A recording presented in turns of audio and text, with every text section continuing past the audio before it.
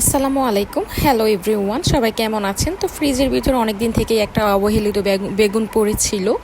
এটা কি করব বুঝতেই পারতেছিলাম না। তারপরে ভাবতে ভাবতে হঠাৎ করে মাথায় আইডিয়া আসলো, আর বেগুনটাকে কাটিং টু ফিটিং আর ফিটিং টু কাটিং করে চলে আসলাম নুডলসে দিয়ে দিব। এই প্ল্যানটা মাথায় আসলো, দেন যেই ভাবনা সেই কাজ। বেগুনটাকে আমি সুন্দরভাবে কেটে নুডলসে দিয়ে দিয়েছি। আর এখানে নুডলসগুলা ডিম আর চিকেন ভালোভাবে ভাজি করার পরে নুডলসগুলোকে খুব ভালোভাবে মাখা করলাম। মাখা হওয়ার পরে আমি এটা একদম নিয়ে খেতে বসে যাব। আর সাথে ছিল শসার সালাদ। আর খেতে বসে যখন আমি নুডলসটা মুখে দিলাম, বিশ্বাস করেন আমার লাইফে ফার্স্ট আমি এই বেগুন দিয়ে নুডলস রান্না করেছি। আমি খুব চিন্তিত ছিলাম জিনিসটা কেমন হয় না কেমন হয়, বাট ট্রাস্ট মি এত বেশি মজা ছিল, বেগুনের কোনো স্মেলে আমি পাই নাই।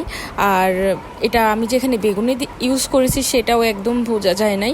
নুডলসটা অনেক বেশি টেস্ট ছিল, আর সালাদ দিয়ে খেতে তো ভীষণ মজা ছিল। টাটা, সবাই ভালো থাকবে।